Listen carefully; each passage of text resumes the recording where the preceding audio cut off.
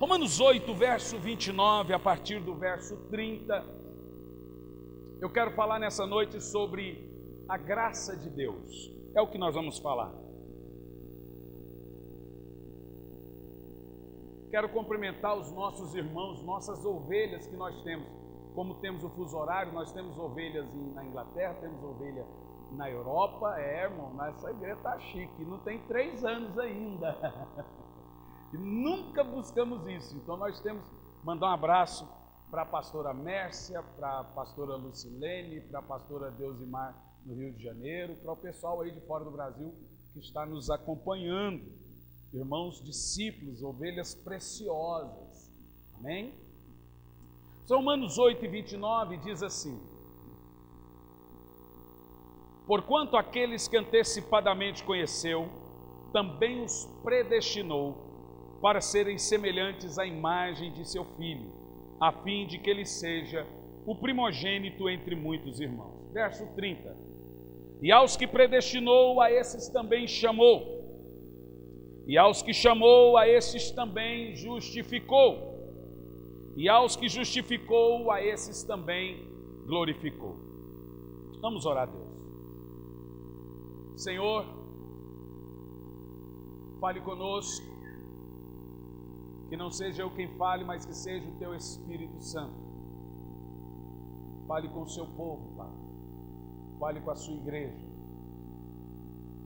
Fale com o Seu rebanho, em nome de Jesus. Amém. Existe algo na Bíblia Sagrada que nós chamamos de tesouros escondidos. E um dos tesouros escondidos estão enraizados, que nós chamamos de doutrinas da graça. E as doutrinas da graça, elas são contidas em 5 disciplinas. A primeira disciplina é chamada de depravação total, a segunda de eleição incondicional, a terceira de expiação limitada, a quarta de graça irresistível, e a quinta doutrina da graça, chamada de certeza da salvação ou perseverança dos santos. Romanos capítulo 8 é uma verdadeira exposição do que é o Evangelho e de como nós entendemos o Evangelho. O verso 29 e o verso 30, eles são como se fosse o pico do Everest da Bíblia Sagrada. É no verso 29 e no verso 30 que você entende o que é o Evangelho. Por exemplo, no verso 29 está escrito: porque aqueles que antecipadamente conheceu, também os predestinou para serem conformes à imagem de seu Filho, a fim de que ele seja o primogênito entre muitos irmãos. No verso 29 eu entendo que o maior projeto de Deus para a sua vida não é lhe dar um carro, apesar que Ele pode fazer isso, Ele tem feito isso aqui. Não é te curar, apesar que Ele quer lhe curar. O grande projeto de Deus para a sua vida é te fazer a imagem e a semelhança de Jesus Cristo. É isso que o texto diz, que Ele nos predestinou para sermos conformes à imagem e à semelhança de seu Filho, a fim de que Ele, Jesus, seja o primogênito entre muitos irmãos. No verso 30 nós iremos aprender 4 princípios para a salvação do homem. É sobre isso que eu quero falar aqui nessa noite. E o apóstolo São Paulo vai dizer em Romanos 8, verso 30: e aos que predestinou, a esses também chamou, e aos que chamou, a esses igualmente justificou, e aos que justificou, a estes também glorificou. Você pode dizer que não entende predestinação, mas dizer que ela não está na Bíblia é forçar o texto. É fato que nós acabamos de ler que a palavra predestinação ela se encontra por 2 vezes na Bíblia. Mas qual é a melhor maneira de se entender esse texto sobre essa palavra por título predestinação? A melhor maneira de entendermos isso é de uma maneira muito simples. Quando você lê o texto, aquele que nos chamou, predestinou, justificou e glorificou, você precisa entender que a salvação não é um acidente. É isso que quer dizer. Isso significa que a sua salvação, ela foi planejada por Deus desde a eternidade, antes da fundação do mundo. Você não é salvo por um acaso.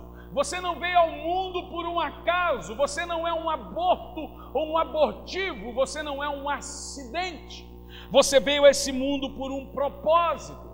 A Bíblia vai dizer que antes mesmo de você ser formado no ventre da sua mãe, Ele te conhecia. Isso inclusive nos mostra onde que o aborto é crise. O Senhor nos conhece antes de você ser formado, ainda informe.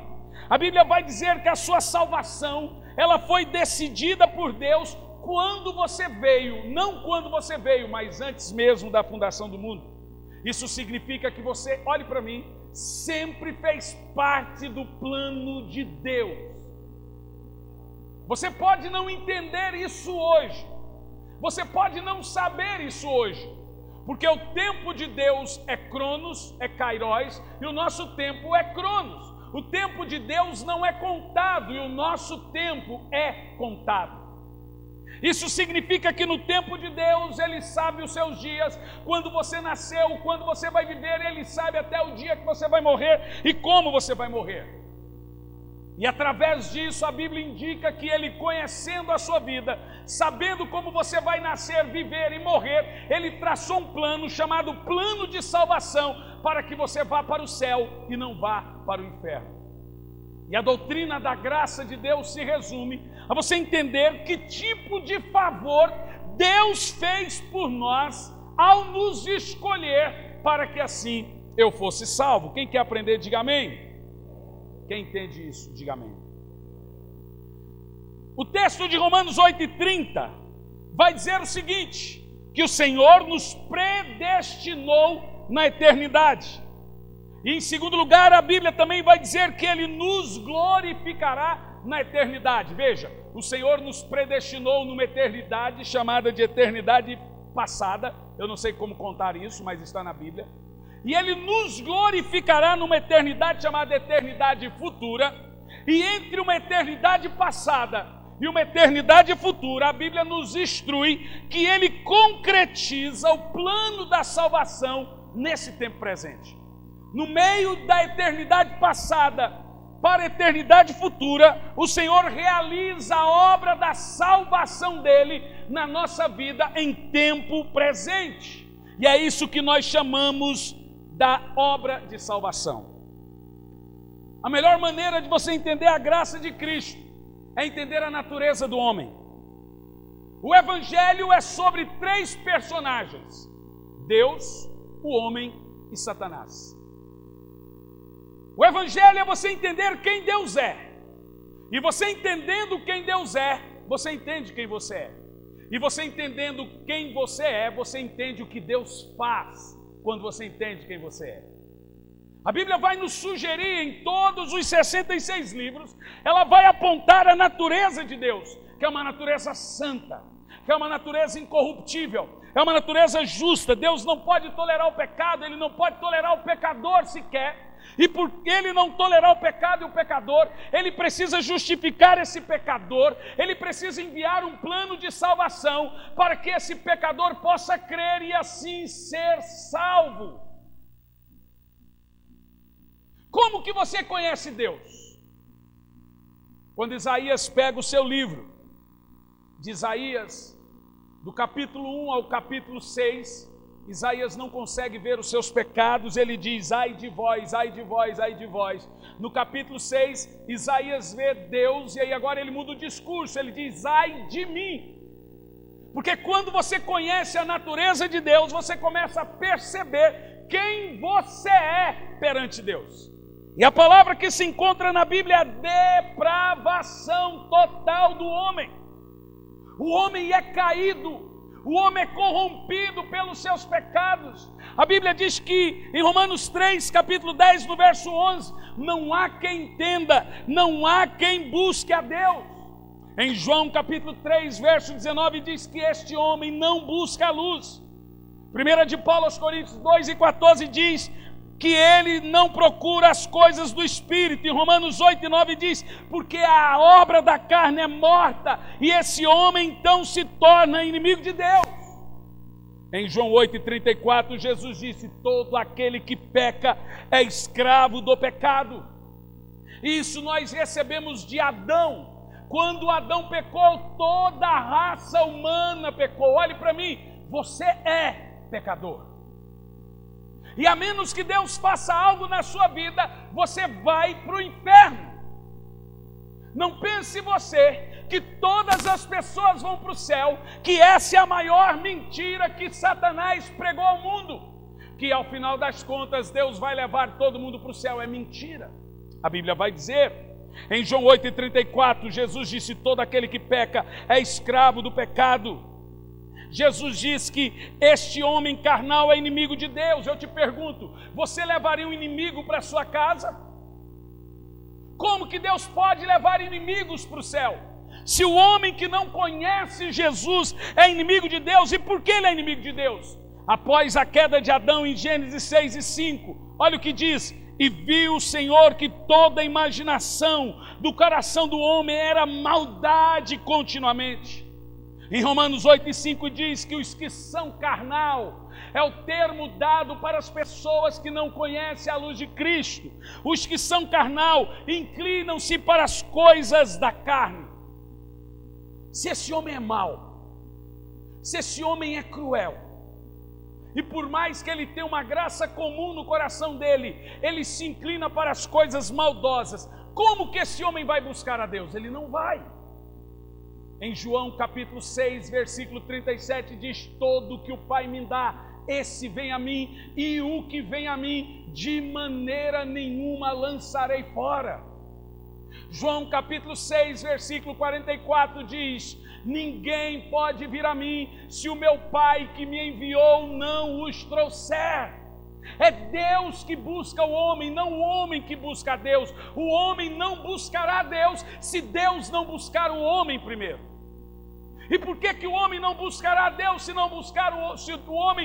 Deus não buscar o homem primeiro? Porque o homem é inimigo de Deus, ele é carnal, ele está morto em seus pecados e em seus delitos, e se ele morrer nessa condição, ele vai para o inferno. Isso mostra que Deus não precisa mandar ninguém para o inferno. Todas as pessoas sem o amor e a misericórdia da graça de Deus estão indo diretamente para o inferno. E a Bíblia vai dizer que só há um mediador entre Deus e os homens, Jesus Cristo, o homem. Ele é o único que reconciliou o mundo consigo mesmo. Ele é o único caminho de volta a Deus. E Jesus vai dizer: ninguém vem ao Pai se não for por mim. Se você não vier até Jesus, você não será salvo. Se você não confessar Jesus, se você não entregar a sua alma a Jesus, se você não entender a salvação, nesse exato momento, agora, nesse exato instante, você está indo num caminho íngreme para a destruição. Quem aqui, ao final das contas, querem ser salvos? Levanta a mão. Pois bem, o homem é salvo de várias coisas. O homem é salvo, primeiramente, de Deus, porque o homem só conhece Deus de duas maneiras: o Deus que se ira e o Deus que se compadece. Se o homem conhece o Deus maravilhoso, a Bíblia diz que ele presta misericórdia, mas a Bíblia diz que todos aqueles que estão em pecados estão debaixo da ira de Deus.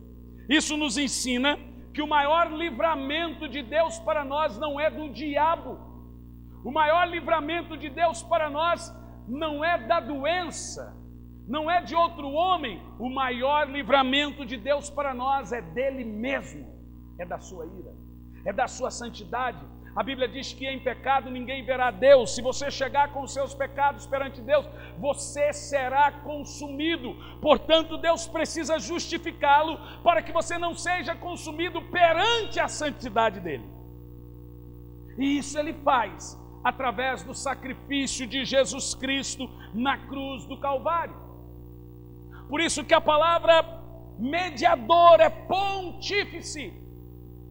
Por isso que a Bíblia vai dizer que o único pontífice ou a ponte do homem pecador até Deus é Jesus Cristo. Olha para mim, isso significa que você não entrará no céu sem confessar Jesus como único e suficiente Salvador de seus pecados. Eu vou dizer de novo, presta atenção. Você não entrará no céu a não ser pelo caminho que é Jesus. Romanos capítulo 8, no verso 30, o texto vai dizer: e aos que predestinou, a esses também chamou, aos que chamou, a esses igualmente justificou, e aos que justificou, a esses glorificou. Agora, preste atenção. Se o homem caiu em Adão, e ele está caído, e ele é depravado, isso indica que ele não quer, ele não vem, e ele não terá condição de vir até Deus por si só, a menos que Deus vá até ele primeiro. A Bíblia vai dizer: não fostes vós que me escolhestes, foi eu que escolhi a vós outros. A Bíblia vai dizer: não foi você que me amou primeiro, eu amei você primeiro. Então esse homem não vem, ele está morto em seus pecados e delitos, e a Bíblia diz que mortos não vêm, mortos não ouvem, mortos não escolhem, e por final, esse homem não virá. Isso quer dizer que a pergunta é: se o homem não vem, se ele é caído, se ele é depravado, como ele será salvo?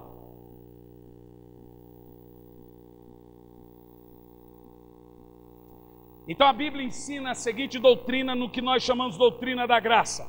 Presta atenção.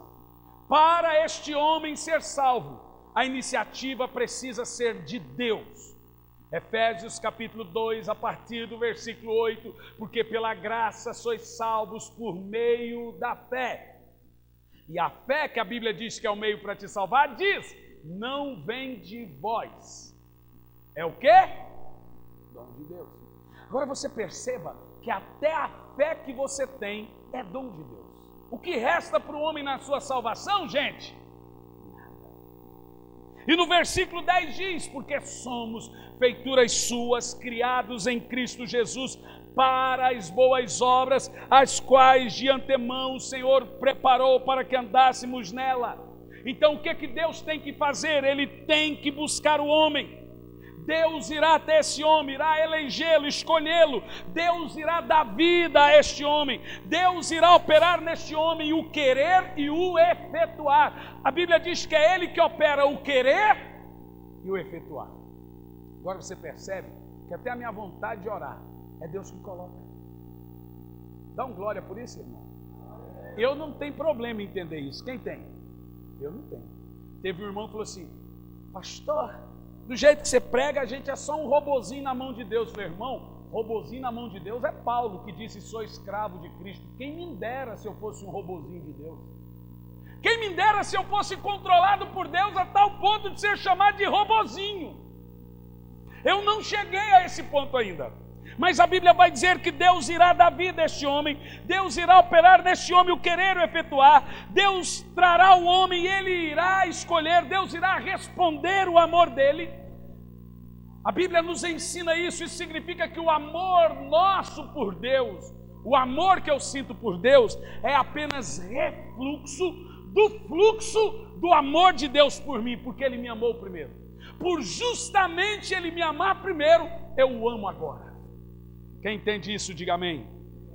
Então Deus irá gerar nesse homem a fé, Deus irá produzir nele o arrependimento, e este homem morto, incapaz de vir sozinho até Deus, Deus irá fazer dele, ao final das contas, um filho.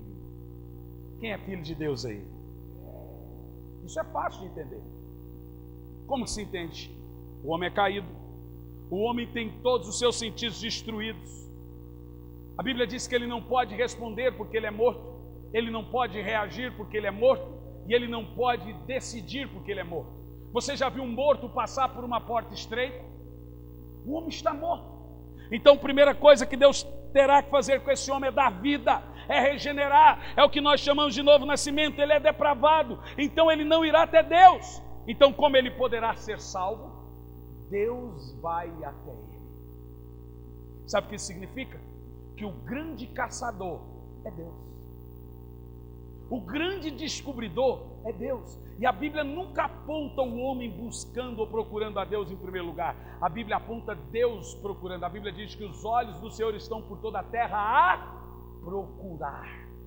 Deus é o grande procurador, Deus é o grande caçador. Isso significa que você está aqui nessa noite, porque Deus tem um plano de salvação para você. Ele mora no céu e Ele quer que você vá morar com Ele. Deus escolheu a sua vida para que você passe toda ela no céu, toda a eternidade com Ele. Não importa se o seu pai não te ama, se a sua mãe não te ama, se as pessoas não te amam, Deus te ama tanto que deu o Filho dele unigênito, para que todo aquele que nele crê não pereça, mas tenha a vida eterna. A Bíblia diz que Jesus não usurpou de ser igual a Deus, mas esvaziou-se de si mesmo e assumiu a forma de servo, estando ele na forma de servo.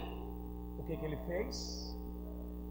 Foi obediente até a morte de cruz. Em Filipenses 2,6 diz: e por causa disso Deus lhe deu um nome que está acima de todos os nomes, para que ao nome de Jesus Cristo se dobre todos os joelhos dos que estão no céu, na terra e embaixo da terra, e toda língua confesse que Jesus Cristo é o Senhor, para o louvor da glória do Pai.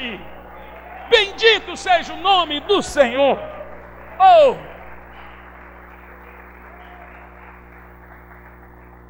Coisa linda é o Evangelho. A simplicidade do Evangelho é tremendo. Olhe para mim. Eu não sei como você se sente. Eu não sei como você se sente quando você é rejeitado. Mas eu posso ouvir Davi lá sozinho no pasto, longe, ouvindo as músicas na casa do pai. Davi nunca foi convidado para a festa. Dá para você analisar? Tem uma festa na minha casa e eu não sou convidado. Davi ao longe via os sons, via as músicas. Ele nunca era convidado. Mas é numa dessas que você ouve Davi dizendo: pode meu pai e a minha mãe me desamparar, Deus me acolherá. Olha para mim, Deus não se esquece de você. Ele planejou a sua salvação. Antes que você nascesse, Deus estava lá no seu trono de glória, sabendo o dia em que você seria batizado, ou o dia em que você se converteria. Ah, meu irmão, cada ser humano tem um vazio dentro dele, do tamanho de Deus. Esse vazio não pode ser preenchido com música, com carro. Por mais que Deus te dê um carro, você não vai se satisfazer com o carro que Deus te deu. Por mais que Deus te dê uma casa, você não vai se satisfazer com a casa que Deus te deu. Por mais que Deus te dê um marido, você não vai se satisfazer com o marido. Ou filho, você não vai se satisfazer com filho. A nossa satisfação plena está em Jesus, porque nós fomos gerados nele, dele, por ele são todas as coisas. Ele nos escolheu. A primeira coisa que Deus pensou antes de criar tudo foi você, foi seu nome, foi seus olhos, foi a sua vida, foi o seu filho. Você é um plano perfeito do amor de Deus. Entenda, Jesus te ama, Jesus te ama, Jesus te ama, ninguém te ama como Ele. Bendito seja o seu nome.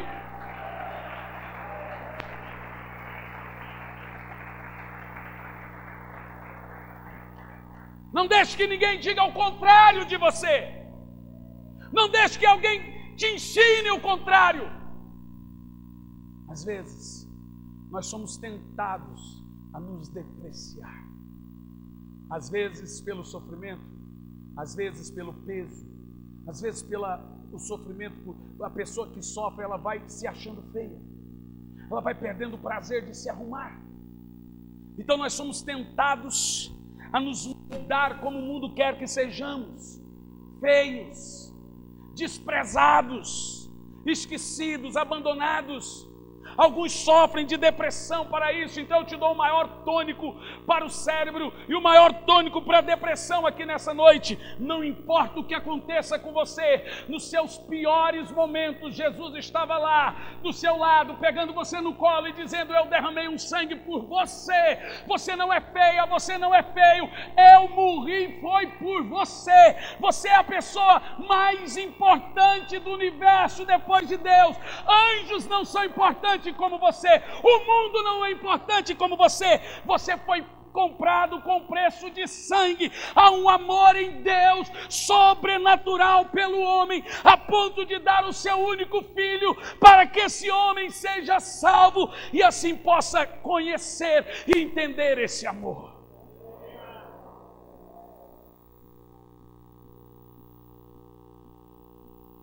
Eu li um livro muitos anos atrás de T.L. Osborne, um dos maiores evangelistas que pisou nessa terra. Quando a gente fala maior, não é de obras, também de obras, mas a história do homem faz dele grande, a história do início ao fim. O que é mais importante que começar bem é terminar bem. Na realidade, não importa como o homem começa a sua vida, não importa como ele vai terminar. Para Deus importa é o fim da vida, quase nunca o começo. T.L. Osborne conta no seu livro que uma moça foi visitar o seu escritório em Kentucky, se eu não me engano, nos Estados Unidos. Uma moça encurvada. Ela não era feia, mas ela estava feia. Há muitas pessoas aqui assim, são bonitas, mas estão feias. Elas não estão feias porque elas são feias, elas estão feias porque elas se sentem, elas se acham. Elas estão feias porque o sofrimento fez delas assim. Elas estão feias porque elas não entenderam o plano do Senhor, da salvação que está apontado para ela. O canhão do amor de Deus está apontado para você. Essa moça chegou no escritório de T.L. Osborne encurvada. Ela saiu da Austrália e foi a Kentucky. Naquela cidade, eu posso estar falando o nome errado, viu, gente? Só para alertar os irmãos. Naquela cidade, T.L. Osborne, atendendo aquela moça, olhou para aquela moça. Tem gente que sofre tanto que os seus argumentos somem para falar com essas pessoas. Você já usou tantos argumentos que agora começam a faltar quando você vai falar do amor de Deus para elas. E tem umas que é pior, fala: pastor, tudo que você for falar, eu já ouvi. Essa moça, com a cabeça baixa, sofredora, olhou para T.L. Osborne e disse: pastor, eu sou horrível, né? Falou: não precisa mentir, pastor, eu sei que eu sou muito feia. Eu já concordo com isso. T.L. Osborne ficou sem argumento.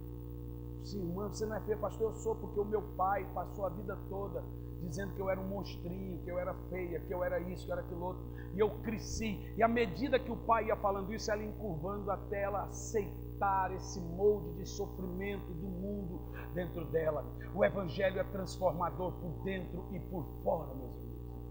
A Bíblia diz que o coração alegre formoseia o rosto. Jesus quer que você seja lindo, ou pelo menos se sinta, ou pelo menos se ache. Por isso que crente é metido, ele se acha bonito.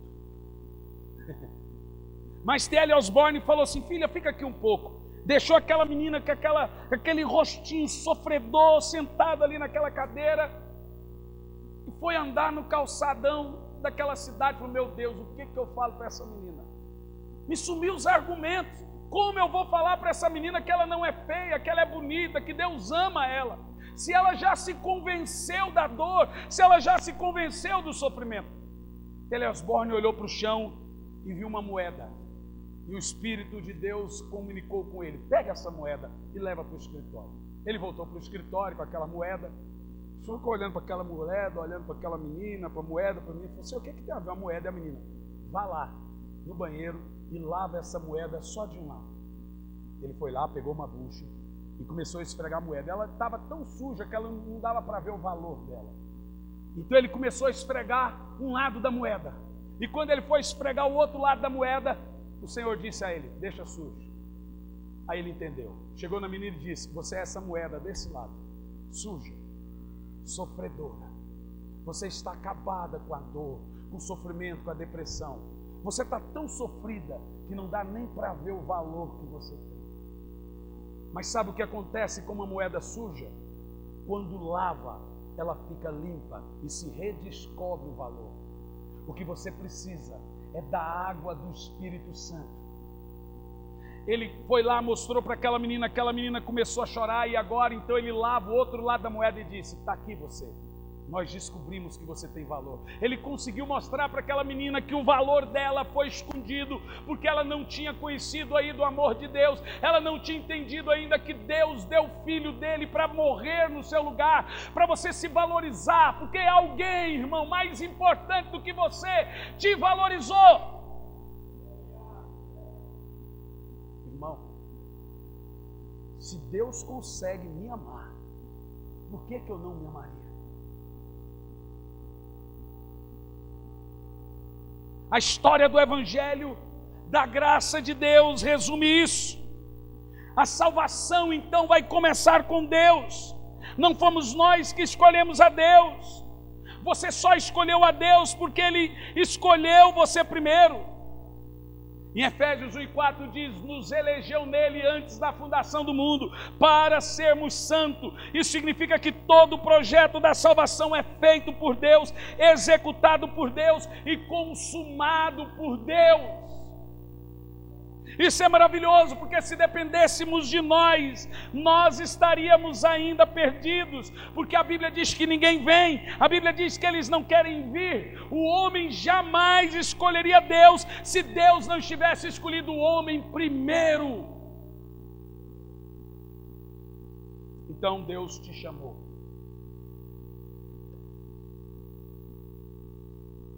E existem dois chamados na Bíblia. Existe o chamado interno e o chamado externo. O chamado externo é o chamado dirigido aos ouvidos. Todos ouvem o Evangelho, de alguma maneira, mas nem todos vêm. Porque a Bíblia diz: quem tem sede, vem, tome de graça da água da vida que é Cristo. A salvação é gratuita. Você está debaixo do amor de Deus.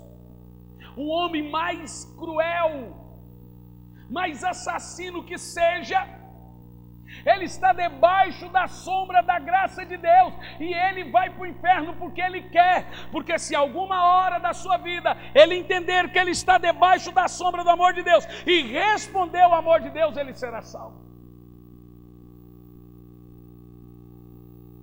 O chamado externo então é o chamado dirigido aos ouvidos, é o chamado que todo homem ouve. A Bíblia diz que muitos são chamados, mas poucos são escolhidos. Mas é o chamado interno que salva o homem, é aquele chamado que desce para o coração. A Bíblia diz: quando ouvires a voz do Espírito, não endureçais o vosso coração.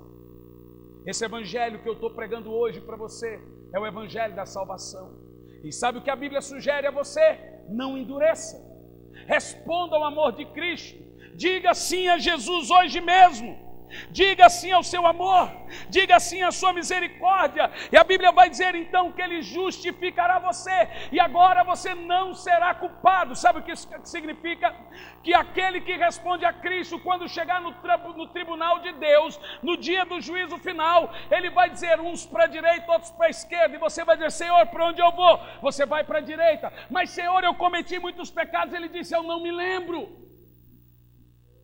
O que é que você fez? Não me lembro. Mas Senhor, como não? Ele diz: porque você é uma nova criatura em Cristo Jesus. E você vai ouvir uma voz audível gritando lá do céu, olhando para você, apontando a mão para você e dizendo: sem culpa, sem culpa, sem culpa, sem culpa. Porque a Bíblia diz que para aqueles que estão em Cristo Jesus não há mais acusação, não há mais condenação. 1 de João capítulo 1 versículo 7: se andarmos na luz como Ele na luz está, temos comunhão uns com os outros, e o sangue de Jesus nos purifica de todo pecado. Não há mais peso sobre você, não há mais culpa sobre você. Apenas diga sim a Jesus nessa noite e você será salvo.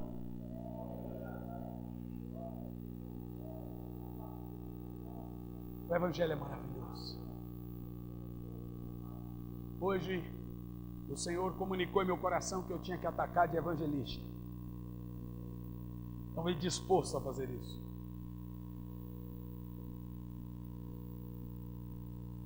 Sabe?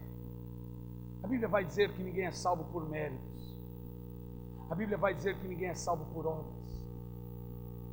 A Bíblia vai dizer que não importa o que você faça de bom, isso não irá te salvar, a menos que você receba o amor de Deus, a menos que você diga sim a Jesus, a menos que você responda ao amor de Deus, a menos que você entenda que se Ele não vier até você, você não irá até Ele, você não será salvo.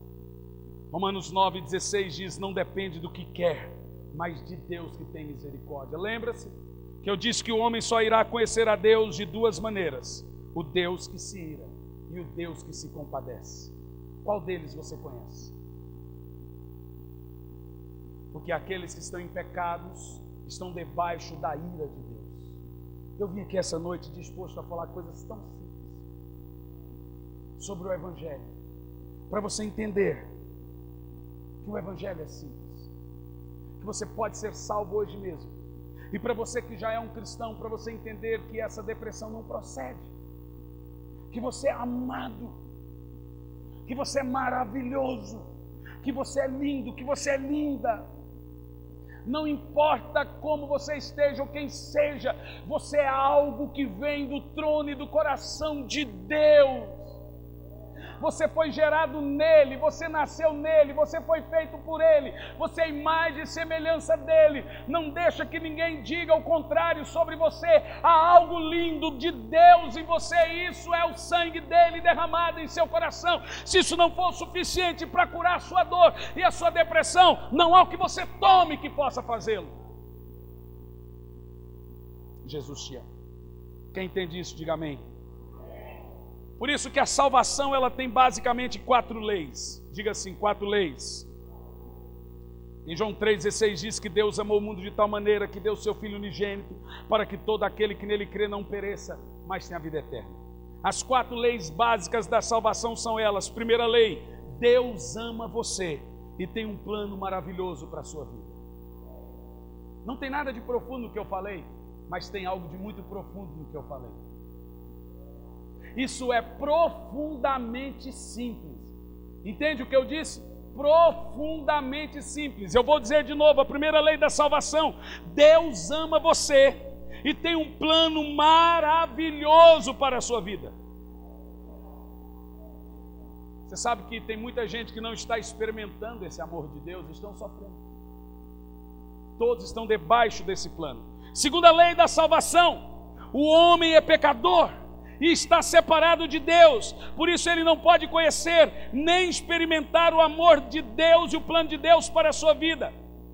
O homem foi criado para ter um relacionamento com Deus, mas por causa da desobediência e rebeldia, ele caiu, ele seguiu o seu próprio caminho e o seu relacionamento com Deus se desfez.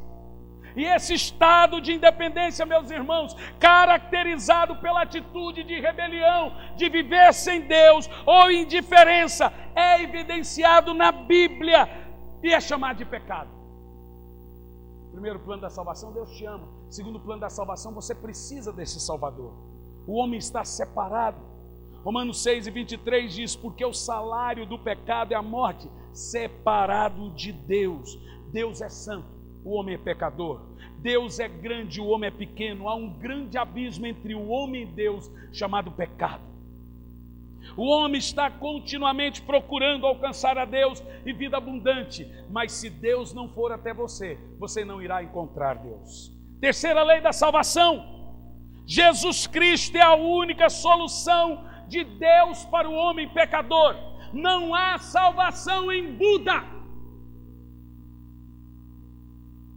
Não há salvação em Mahoma ou Maomé. Todas as religiões ensinam a matar. Vocês estão vendo aí o que as religiões fazem quando são afrontadas. Todas as religiões ensinam a matar, mas só Jesus ensinou a morrer. A única religião que ensina a morrer e não matar é o cristianismo. A única religião que diz: não se defenda, dê o outro lado, Eita, Jesus é maravilhoso demais. Jesus é diferente de Maomé, Jesus é diferente de Buda, Jesus é diferente de Confúcio, Jesus é diferente de todos. Ele ensinou princípios que residem até hoje. A única solução para a sua alma é Jesus Cristo, não é Buda, não é Maomé, não é Maria. Inclusive você vê Maria dizendo: a minha alma se alegra em Deus meu Senhor, meu espírito se alegra no meu Salvador. Até Maria, a mais bem-aventurada entre as mulheres, precisou de um Salvador. Quem é você para negá-lo? Foi por meio desse Jesus que nós podemos conhecer o amor de Deus, porque Ele morreu em nosso lugar. Romanos 5, versículo 8 diz: Deus mostra o seu amor por nós, pelo fato de ter Cristo morrido em nosso favor, quando ainda éramos pecadores. Preste atenção, e o Mário, escute. Jesus não morreu por você depois que você aceitou Ele. A Bíblia diz que Ele te escolheu enquanto você era pecador. A Bíblia diz que Jesus morreu por você. A Bíblia diz: quando Ele morreu pelos nossos pecados, enquanto ainda éramos pecador. Significa que eu não tenho mérito da minha salvação. Ele é o único caminho. João 14,6, respondeu Jesus: eu sou o caminho, a verdade e a vida. Ninguém vem, não é ninguém vai, é ninguém vem ao Pai a não ser por mim. Ninguém será salvo se não passar por Jesus Cristo. A Bíblia vai dizer que Deus tomou a iniciativa em ligar você a Ele. Levanta a mão e diz: eu sou salvo.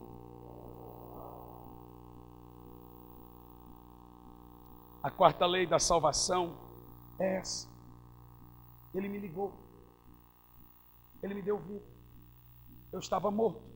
Mas conhecer essas leis da salvação não é suficiente.